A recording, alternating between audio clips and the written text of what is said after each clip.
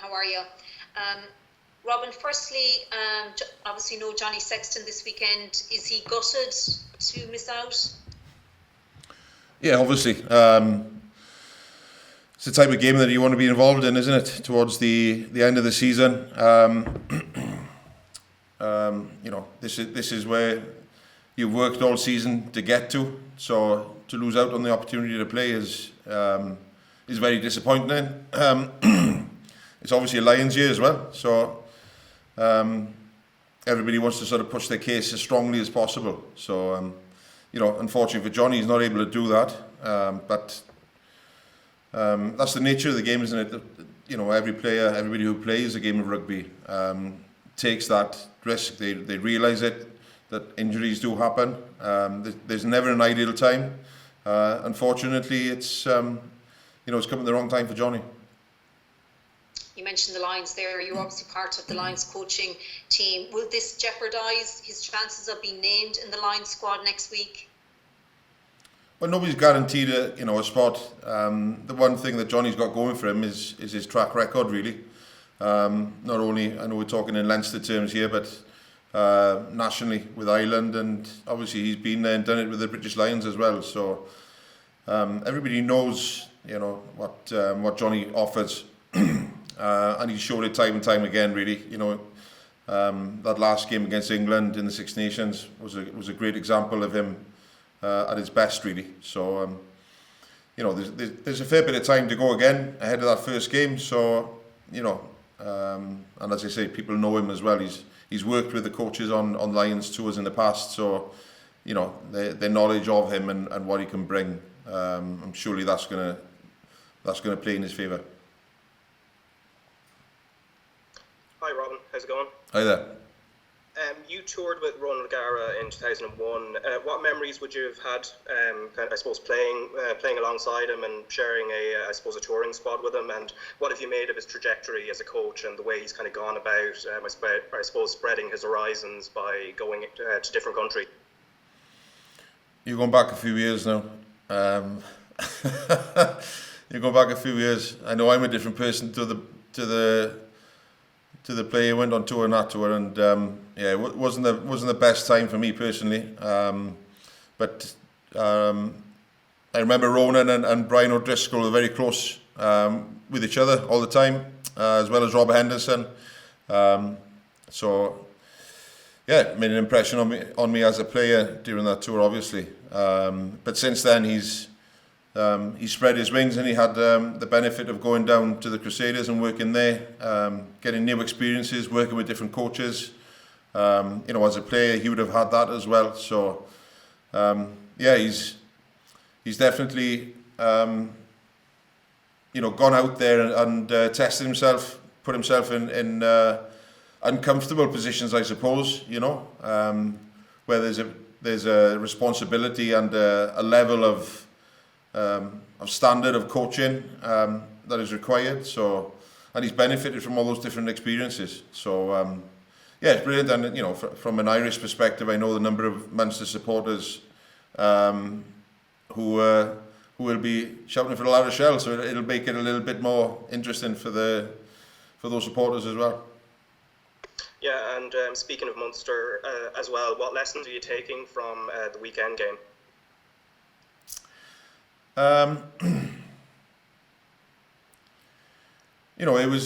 It was a difficult situation for some of the players to be in, to be honest with you. We had a number of late changes during the week. I'm not making excuses, but the level of performance, really, we didn't quite get to what we wanted to be, or to where we wanted to be, and in fairness to Munster, they took their opportunities, but it wasn't comfortable viewing, looking back at some of those sort of contact points during the game that we lost. We came off second best, where sometimes it's not down to coaching, it's down to sort of individual pride, individual preparation, just that willingness to go that extra bit, and do that extra bit, do the unseen graft. So, it's never nice to lose, is it? Especially against obviously the history between Leinster and Munster. But sometimes you've got to take your medicine. And in fairness to Munster, they were better than us on the day. They deserved the win. So it's a case of us, licking our wounds a little bit, but learning from the experience and taking it into next week, where Munster hadn't been successful against us for a couple of times, so they came in with a bit between their teeth, determined to win, etc. And sometimes they just had a little bit more edge than us, possibly in those sort of head-to-heads. So it's happened on the other occasions that we've lost this season. Happened against Connacht, happened against the Ospreys. So when you realise that the opposition have got something to gain out of beating us, and it sometimes says a lot about how much winning against Leinster, how much beating Leinster means to the opposition by the way they celebrate after the game. So we'll take that as a little bit of a respect for us. But yeah, the individuals that were involved, they won't be happy with their own performances, and I'm sure the next time they get the opportunity to put a blue shirt on, they'll carry that with them until they do that.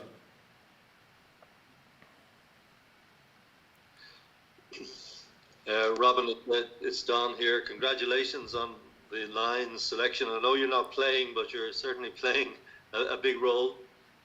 But back to Sunday, does a French 8 pose a different dynamic? Is there a different approach for you when you're playing a French pack in French rugby? Yeah, definitely. They've got a certain brand of rugby over in France. Traditionally, like if you look at the ball in play time, for instance, it's high 20s, like 28, 29 minutes. I'm not sure what the average ball in play time is, but it would be very low, set piece to set piece, high bursts of intensity here and there, and they've got a team that fit that sort of that way of playing. They've got a big front five, massive front five, so set piece. They're a challenge. The way they defend the line out, they've got Antonio and Skelton at the front of the line out that really command a lot of respect there. It's very hard to build an effective maul against them. They've got the athletic, dynamic back row flying off the back of the line out onto your first receiver. Scrum time, obviously they're a threat because they're big men. And then on any sort of turnover ball or any errors that a team makes against them, they've got that speed of mind and the athletes in the backs really to take advantage of those errors. And it's typical French, if you allow them to play in the front foot, then it's going to be a long afternoon. But they've got all the ingredients really to be successful at French rugby. So we've got our challenge, I suppose, is to play as little like French rugby as possible, as in we need to get the ball in play time up. We need to challenge their fitness, their capacity as a front five to get around the field. So, if we can do that, if we can ask different questions of them, take them to somewhere where they're uncomfortable, then that's our best chance. It's not being a slow, ponderous game going from one set piece to the next set piece. That's not going to suit us. As we saw against the Chiefs, we had two teams entering into a game there where really taking it back in our own skill sets against each other, which was a great ding dong. I know we came out on top, but it was really a great contest. Both teams going at it. So yes, it's going to be different this week. The makeup of their competition is different to ours. They're excelling in their competition. They're second in the league with a game in hand. So it's going to be interesting. And we're going to have to be very accurate. We're going to have to really believe in our skill sets, that we can keep the ball, hold on to the ball, and ask different questions of them. And obviously we've got to be watertight at set piece. So yeah, it's going to be interesting. It's a great challenge. It's a great challenge though. One that I'm thoroughly looking forward to. So it could slow down Leinster pressure again. Pardon, you just broke out at the start. It could slow down Leinster's pressure again. Yeah, well, we saw that's what Munster did. You know, they went really hard at the breakdown at the contact area, and they were allowed to do it as well. So, you know, we're going to have to respect Matt Carley's interpretations, but a lot of it we're going to have to really step up in that area and make sure that, you know, we don't give them that opportunity to slow down that ball. Yeah. So. And finally, do you think the defeat to Munster is a spur to the European Cup? Yeah, I think it has to be. You know, it's not an us and them within the squad. You know, it's us as a whole. It's what we stand for. You know, we're not divided. It's a team effort, and you look at the number of players that have been used during the season. You know, I think it's something like 57 or whatever. I'm not sure, but they've all contributed. And if they haven't contributed on the field, they've contributed on the training field. I just spoke earlier, you know, about the question was posed about Ty Furlong. Well, he's benefited not only from playing, but he's benefited from the training environment we have here in Leinster. And spoiled for riches. You know, I've got 4 complete sets of front rows that are going hard at it every scrum session. You know, normally you've got to preserve your front rowers. You don't want them to do too much. I'm preserving the back 5 because, you know, I've got 4 different sets of front rowers asking different questions of each other. So as a breeding ground, it's great, you know, and all those players have contributed to that environment. Indeed. Okay, good luck on Sunday. Cheers, thank you. Just time for one more. Hi, Robin. Congratulations on your Lions coaching appointment. Thank you. And, just looking back to the quarter final against the Exeter Chiefs, Leinster were considered slow out of the blocks. I mean, 14-0 down after 8 or 9 minutes. How important is it to get a quick start on Sunday and not to go behind early on? Yeah, it's always important to start well.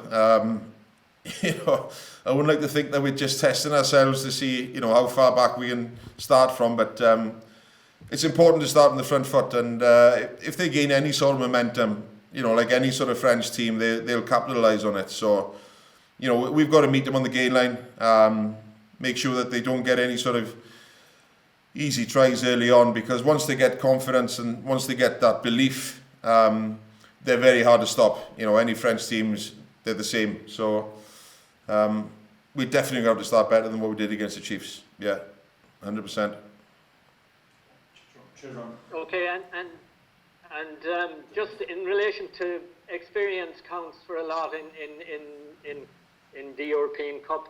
I mean, it's La Rochelle's first semi-final, so can you see ways of exploiting that inexperience that they have?